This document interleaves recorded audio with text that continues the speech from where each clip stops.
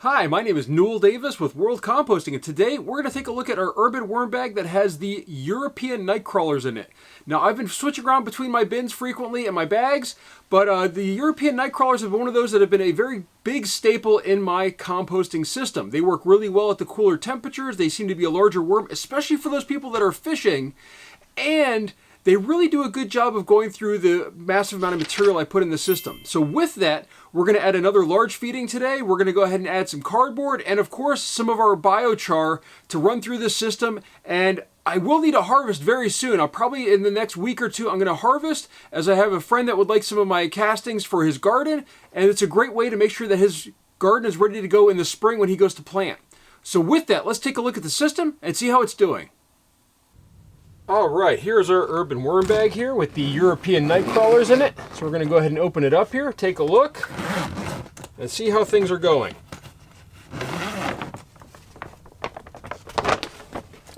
All right, first off, we've got our little bug container over here. I'm going to just move that off to the side, not have it fall down. And we're going to go ahead and put on a glove and dig in here. And I know that I wear gloves. You don't have to, but I do like wearing gloves because my hands tend to crack and bleed when they get dry. And I don't want to get a whole bunch of castings in my cuts. Now, I really want to say these castings look really, really good. I'm going to go ahead and bring up a handful here. Look at these castings. They look phenomenal. Worms are doing a great job. You can see some worms crawling around in there. They are doing a great job of eating up all this material that we're putting in there. And I will say this system's doing really well. They really left the cardboard alone on top, though, probably because it's too dry, if I had to guess. I'm just going to dig down in here a little bit. Oh, I feel something right over here. It looks like we've got a avocado pit. These things can be a pain. You really need to break them apart. It feels a little soft over. Oh, no, maybe not. It does feel like there's a piece that's soft. Oh, there we go. It's on this side, opposite side. So they do get soft. But you got to really sort of break them open. Oh no, this is not an avocado. Oh no, this is an avocado seed, I'm pretty sure. So it looks like it's already starting to go bad in the center. We'll leave that in there for them to dig through. We can see the shirt that I added is pretty much gone. It's just the ring of the shirt now. I meant to use that to actually act as a barrier when I harvest, but I never got around to harvesting. But we'll go ahead and put that in the center now. You can see, all right, hold on here. There's a lot of black material on top here. I don't know how well you can see it. Let's just zoom in just a little bit here.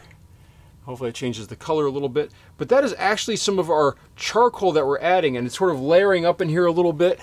But that's okay. What we're going to do, let me zoom you back out here.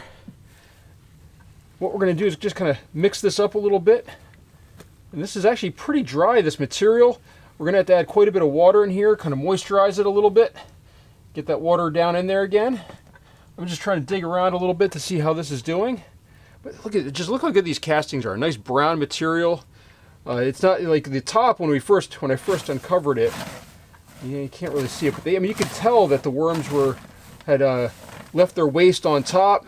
Their castings, and it looked just wonderful as far as the sizing and everything. It looked like it was just ready to go. But with that, this is going to be a pretty quick update here because I think all we're going to do is we're going to just spread this. Normally I have to add cardboard and spread it around, but we're going to go ahead and add this on top. Actually, you know what? We're going to leave a little bit of room here. I'm not putting in any frozen food this time, so actually I'm going to just put this shirt in the center here. We're going to be adding a lot of our food from the food cycler that I have, which has been working really well in my systems. I have to say, this stuff just it tends to break down pretty quickly. It's a good mixture of material.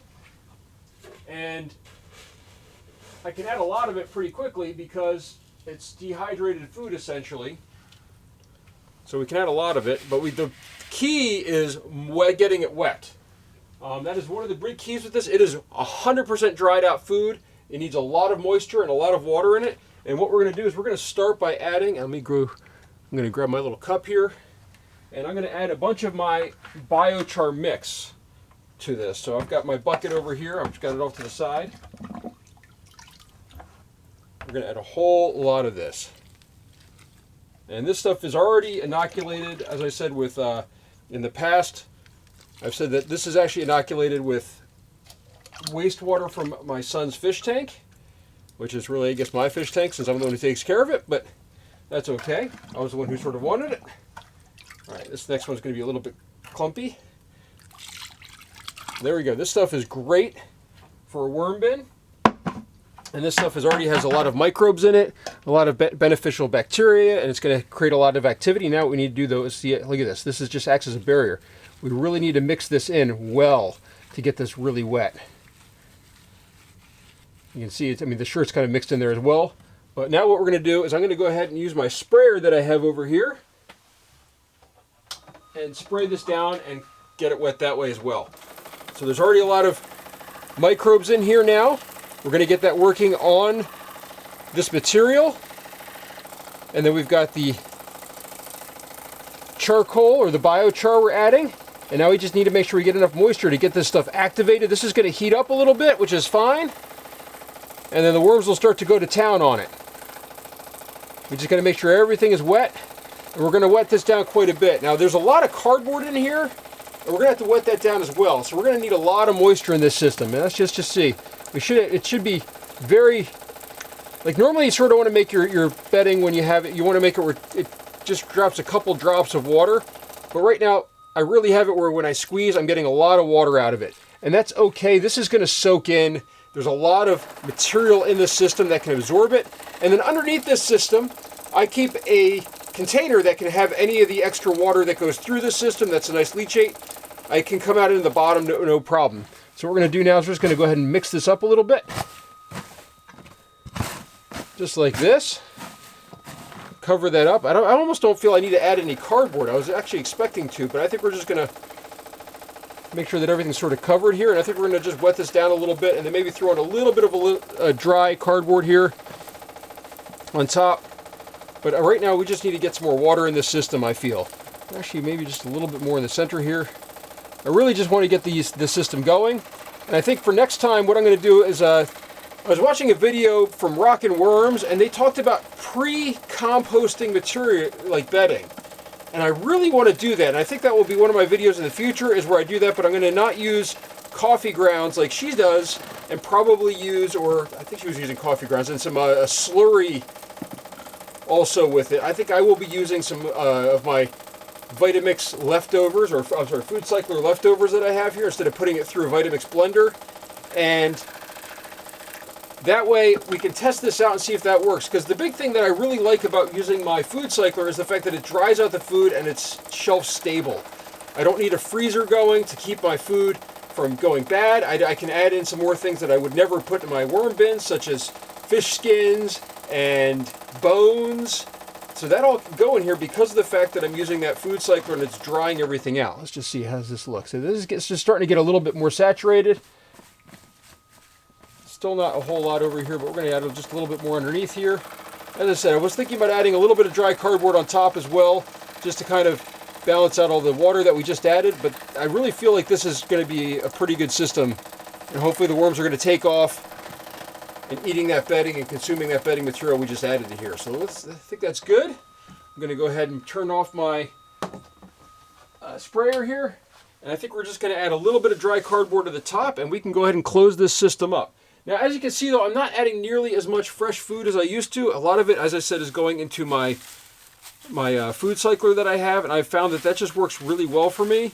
It makes it where I just run that once a day or every other day, and you know, I don't have quite as many food scraps as I used to, since I've got my kids are getting older and they're starting to go off to college and things like that. For those of you that have been watching me a while, they've gone from little kids to college age and high school, so it's we don't have quite as many food scraps as we used to when they were younger, and we used to really consume a lot of fruits and veggies and a lot of fresh stuff. Now they aren't as picky. They eat stuff that we eat, and there's a lot less leftovers. So with that, we're going to go ahead and cover this up, and it's ready to go for quite a while now, as the worms will slowly consume that. I do expect this, as I said, I'm adding a lot of stuff in here, but this stuff I do expect to heat up as well, which is pretty good at this time of year for the winter. It's going to warm up this bin a little bit and get it going. Oop, I almost forgot to add my little fruit fly container, although I have to say I haven't had many fruit flies lately in these systems. I have had some in the basement, but not from these systems. So with that, we're going to go ahead and close this up, and we'll leave it. And if you have any questions or comments, please leave them down below and let me know. Thank you for watching.